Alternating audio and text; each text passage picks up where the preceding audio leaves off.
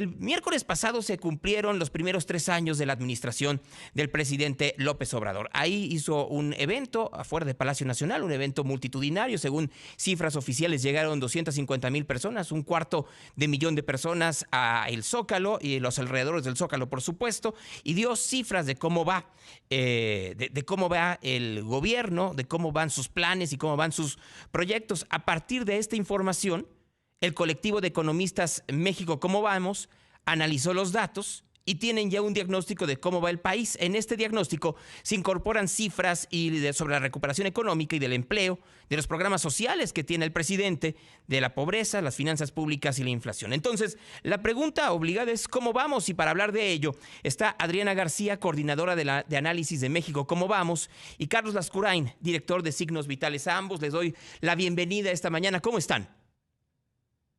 Hola, un gusto saludarlos. Muchas gracias por la invitación. Pues comencemos por la primera, que como ya dije es, ¿y cómo vamos? Vamos en una recuperación más complicada de la que preveíamos al inicio del año. Vemos que al tercer trimestre la economía al parecer perdió su impulso en el efecto de rebote y se contrajo frente al segundo trimestre del año. Vemos que el empleo sí se está recuperando, pero desgraciadamente estamos regresando a la configuración que teníamos antes de la pandemia. Más del 50% de los trabajadores están en el mercado informal. Entonces, también tenemos cifras alarmantes de pobreza laboral. Estamos en un entorno adverso por la inflación, que no solamente es un fenómeno local, eso hay que reconocerlo, es alrededor del mundo por la reapertura económica tras los peores meses de la pandemia. Pero también vemos un gasto social que no está focalizado, no atiende a las familias más vulnerables del país. Entonces, hay temas que no son solamente culpa del gobierno, pero sí vemos que en la reactivación económica, una vez más, no estamos incluyendo a la gran parte de la población, y la pandemia fue un gran golpe que nos da la oportunidad de pensar cómo va a ser la economía y el México que queremos en los siguientes años. A ver, quiero ir por partes y voy apenas con lo que comenzaste, Adriana. A ver, la economía volvió a tener una caída en el último trimestre analizado. Y aquí entonces tendríamos que preguntarnos, ¿tiene que ver con los factores externos que estás tú mencionando, como la inflación, que es un fenómeno que se está dando en todas partes del mundo, la ralentización de la cadena de producción en todas partes a partir de que no llegan los elementos de Oriente? ¿Qué es lo que hizo o son elementos internos los que hacen que la economía se vuelva a contraer? Claro, son ambos. Tenemos la parte externa de las cadenas globales de suministro, que vemos los cuellos de botella, porque al momento de reactivar la economía no todo pudo funcionar a la misma velocidad que antes, y sobre todo tenemos una alta demanda en los semiconductores y chips que han puesto en problemas a la industria, no solo mexicana, sino de todos lados, pero sabemos que en México la industria automotriz es fundamental. Ahora, también tenemos factores internos. Eh, eh, las políticas planteadas que han mermado la confianza de los inversionistas han hecho más complicado que vengan nuevas inversiones a México. Y aquí no estamos hablando de inversiones en capital, sino que vengan a poner plantas, fábricas, como lo vimos en la discusión, o vamos a entrar a la discusión los próximos meses de la reforma eléctrica. Ujú. Vemos que es un panorama adverso para la inversión, y sin inversión no vamos a tener empleos de calidad. Entremos a la parte de empleos, Carlos, porque como bien estaba diciendo Adriana y como dicen los datos del gobierno, estaríamos ya a los niveles de empleo de como era antes de la pandemia, antes de marzo del 2020. El pero o el corchete o el asterisco, como quieran decirle, es que mucho de este empleo sería temporal o informal. Exactamente, fíjate que lo comentó muy bien Adriana. Creo que la pandemia está moldeando prácticamente todos los sectores, especialmente el de salud y economía, evidentemente, como lo mencionó justamente Adriana. Y creo que la fase COVID en la que estamos todavía en el 2021 ha transformado temas como, evidentemente, temas de justicia, ¿no? Los temas de justicia, los temas de educación, los temas de economía, los temas sociales, en donde evidentemente, a pesar de que se ha hecho un esfuerzo importante por digamos, apoyar a diferentes sectores de la sociedad, sobre todo jóvenes y adultos, esta bonificación, este bono que se está dando a partir del gobierno, no implica por ningún motivo que el empleo sea permanente, ¿no? Ni que este pueda tener un alcance pues más de los próximos 3 años que por lo menos le quedan al gobierno. Entonces, evidentemente, creo que el punto principal es el impacto que ha tenido la pandemia en la hechura de las políticas públicas en México, en donde no necesariamente en todos los momentos se ha considerado. Me voy a permitir salirme solamente un segundo del tema del empleo y regresar al tema de educación, por ejemplo, que mencioné hace un momento. El regreso a clases este año, el 2021, prácticamente fue el mismo regreso que del 2020 o que del 2019. Es decir, no hubo un ajuste tal y como la gran mayoría de los mexicanos esperábamos que hubiera. Y yo creo que este caso se repite en otros sectores, desde el empleo, evidentemente, desde el apoyo económico, desde, como decía yo, el tema de seguridad, inseguridad, y sobre todo temas neurálgicos que impactan en el desarrollo del país, como son la salud, por ejemplo. Entremos al tema de salud, ¿no? Porque uno de los temas, si no es que con el que inició su discurso el presidente, fue la salud. Y fue algo brutalmente complicado, no solo para el gobierno de México, sino para cualquier parte del mundo, el enfrentar una pandemia de una enfermedad de la cual no se tenía pues noticia hace apenas 2 años. ¿Lo hicimos bien? Mira, creo que en uno de los primeros reportes de signos vitales documentamos una entrada lenta y con, digamos, el pie izquierdo para el manejo de la pandemia. Creo que este manejo se ha ido como adecuando en el tiempo, sin duda alguna. Creo que una muestra es el tema de la vacunación, que ha retomado, digamos, una velocidad y un impacto importante en la población. No obstante, la pandemia retrasó no solo el desarrollo del país por sí mismo, sino que desgastó al sistema de salud mexicano, afectó el crecimiento, afectó el desarrollo, que va a tener un impacto, seguramente Adriana también lo trae en su radar, pero por generaciones. Es decir, por los próximos 10 años va a haber una afectación en términos de eh, eh, en términos de aprendizaje en el sector salud, en términos de recuperación de infraestructura y equipamiento en términos en el sector salud.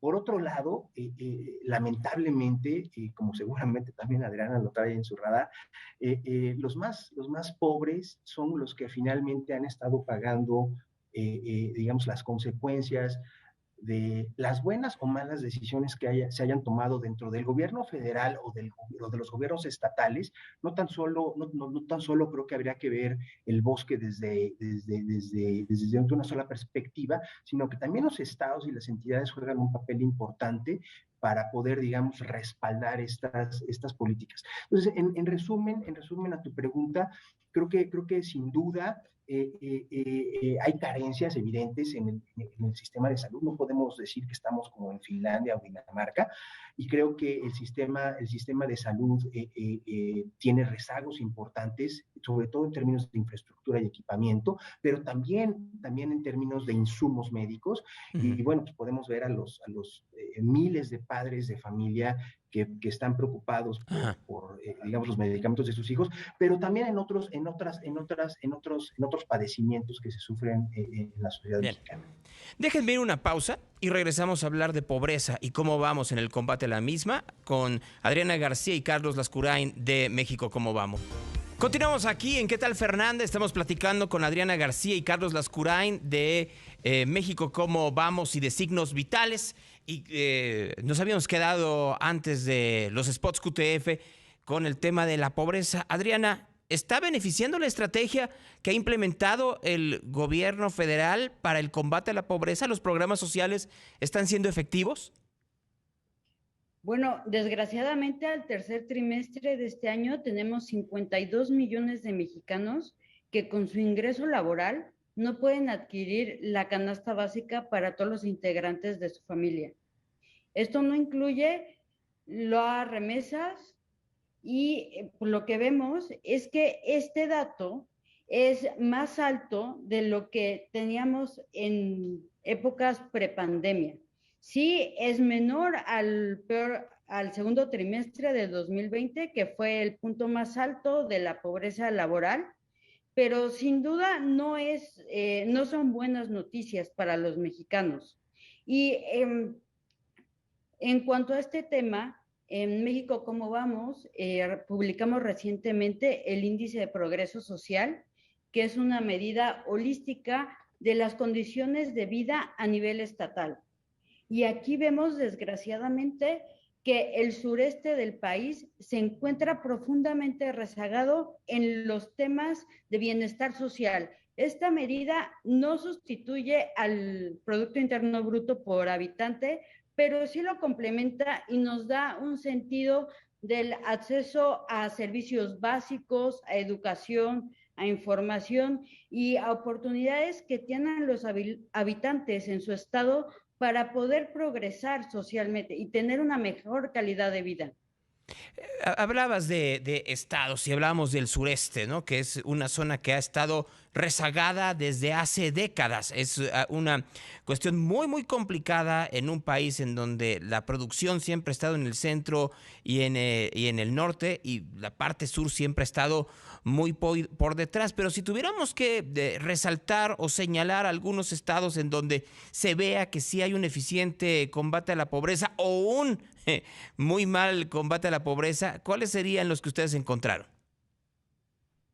Bueno, desgraciadamente vemos tres Méxicos, y el México del sureste se encuentra con los peores niveles de pobreza laboral, de informalidad a nivel nacional.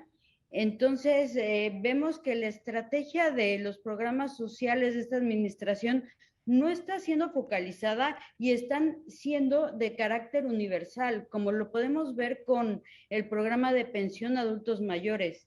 Sin duda queremos que todos los adultos mayores tuvieran este beneficio, pero en México tenemos muy poco dinero público, y este poco dinero público debería ser destinado a las familias que más lo necesitan. A ver, cuando hablamos de pobreza, me queda claro que hay tres niveles de pobreza, ¿no? Y que siempre los gobiernos anteriores habían hecho efectivamente esta diferenciación entre la pobreza alimentaria, la pobreza laboral. ¿Cómo vamos en estos niveles? ¿O ya eso ya no está en la mesa? Sí, claro. Como tú dices, ahora tenemos una medición de la pobreza multidimensional. Esto quiere decir que para que estemos revisando las cifras de pobreza extrema, no únicamente hablamos de pobreza alimentaria, sino que se tenga carencia en 2 o 3 áreas que evalúa el Coneval. Y en 2020 tenemos 10.8 millones de mexicanas y mexicanos en situación de pobreza extrema. Sin duda, este nivel no es aceptable para el tamaño de la economía de México. Ahí es una evaluación muy cruda, pero vemos que otros países que implementaron estímulos fiscales y que apoyaron a la sociedad en los peores meses de la pandemia, ya sean transferencias sociales o seguros de desempleo, pudieron contener sus niveles de pobreza, cuando aquí en México las mexicanas, los mexicanos, las empresas quedamos a merced de nuestras propias herramientas para transitar los peores meses de la pandemia, cuando las medidas de distanciamiento social hicieron que, por ejemplo, el sector servicios disminuyera o tuviera el mayor golpe, ya que los lugares estaban cerrados para contener la dispersión del virus. Claramente esto era necesario. Sin embargo, vemos que en otros países, y no estamos comparando con Alemania, estamos hablando de Argentina, Brasil, Chile, Colombia, Perú, implementaron medidas para que el sector servicios y turismo no cayeran tan profundamente como fue el caso de México. Carlos Lascurain, una de las razones que dio el gobierno es que la iniciativa privada tenía que efectivamente inyectarle aún más a sus negocios y que ellos se iban a encargar como gobierno de atender la emergencia hacia las capas más necesitadas, y a partir de el poder dar dinero a estas capas, incentivar el consumo y por ende tratar de que la economía pudiera sostenerse. A eso me lleva también a lo que sucedió la semana pasada, en donde hay un nuevo aumento al salario mínimo del 22% y que es un aumento que tiene que salir de la iniciativa privada. Estos aumentos están ayudando también al combate a la pobreza, a poder, porque hay que reconocerlo. Ayer salió este reporte sobre la desigualdad en el mundo, en donde México, pues el promedio de salario del 99% de la población sería como de 260,000 pesos, te estoy diciendo de toda la población, y el 1% sería de 6 millones. Entonces, ¿sirve estos aumentos para tratar de equiparar o de balancear un poco la inequidad que hay en este país? Mira, Gonzalo, sin duda alguna, creo que ese es uno de los logros de este gobierno, del gobierno federal, poder incentivar y mejorar el salario mínimo de la población en México. Creo que es un esfuerzo que se ha hecho y que ha sido constante, y dentro de la lista, digamos, que pudiera existir de logros, creo que ese es uno de los principales. Y ahora que tocabas con Adriana justamente el tema de desigualdad, me viene a la mente un dato, que de 7 de cada 10 personas que nacen en pobreza se quedan en esa condición. Entonces, realmente el salario mínimo, tal y como lo estás poniendo, es un incentivo más, justamente para poder mejorar en el tiempo la calidad de vida de las personas. No obstante, Gonzalo, quizás habría que analizar si este salario mínimo del 22% del aumento que hubo hace unos días realmente cubre las necesidades que no tan solo el mundo, sino especialmente México y un sector con una alta pobreza está padeciendo. Es decir, tienen que comprar más equipo de cómputo, pagar más internet, pagar más medicamentos. Evidentemente, las familias se han unido para poder enfrentar todos estos retos económicos de manera en grupo, en paquete, digamos, en un combo, pero en realidad creo que la parte importante radica en que este 22% sigue siendo, con todos estos retos que tenemos todos los mexicanos hoy por hoy en el país, eso es prácticamente insuficiente, Gonzalo. Me quedé pensando, y nada más para recuperar el dato, ¿cuántos mexicanos pueden tener movilidad social o salir de la pobreza? 7 de cada 10 personas que nacen en una condición de pobreza prácticamente se quedan ahí en esa condición el resto de sus vidas. ¿Cómo sería en el mundo, Carlos? O sea, en el mundo cada 10, ¿cuántos de cada 10 pueden tener movilidad social? ¿Estamos en promedio o estamos muy por debajo? No, pues, en realidad estamos muy por debajo, porque en realidad, por ejemplo, la gente que nace en el sur del país tiene prácticamente en el sur del país, me refiero prácticamente centro-sur del país, cae en este porcentaje, pero las personas que nacen en el norte, cambia la perspectiva. 3 de cada 10. Entonces, si la cigüeña te iba a dejar en algún lado, es mejor que te deje en el norte del Que te país, deje en Monterrey y no en Tuxtla Gutiérrez. donde vas a poder tener mucho más oportunidades. Ahora, creo que los proyectos o los megaproyectos emblemáticos del gobierno federal, de una u otra manera, están impactando en esta zona en donde justamente el porcentaje que acabamos de comentar es importante. No obstante, digamos, esta implementación de estos, por lo menos el transísmico, el Tren Maya, ¿no? Son proyectos que de una u otra manera también están afectando, digamos, otros componentes del desarrollo, como, digamos, la población indígena de la región, que es, como tú mejor que nadie sabes, es muy vasta. Están también lastimando temas que tienen que ver con recursos naturales y áreas naturales protegidas, etcétera. Es decir, yo entiendo y creo que tanto tú como Adriana me darían la razón en que cualquier tipo de desarrollo tiene un costo. Quizás habrá que reflexionar si este costo es, digamos, el pagable en esta etapa en la que estamos viviendo, en donde evidentemente, por lo menos visto desde una perspectiva social, hay otras prioridades en donde se deberían de enfocar presupuestos, energías, mayores decisiones, como las que acabamos de comentar al inicio de la charla, tienen que ver por lo menos con 2 temas neurálgicos que para mí son como punta de lanza, educación y salud. Pues sobre ello y sobre perspectivas hacia el 2022 tendremos que hacer una plática en otra ocasión. Adriana García, coordinadora de análisis de México, ¿cómo vamos? Y Carlos Lascurain, director de Signos Vitales. Yo les agradezco que hayan tenido estos minutos para platicar con nosotros de cómo está el país a 3 años de que comenzó el gobierno de Andrés Manuel López Obrador. Muchas gracias. Gracias, Muchas Gonzalo, gracias. por la atención y por la invitación. Gracias, muy buenas tardes.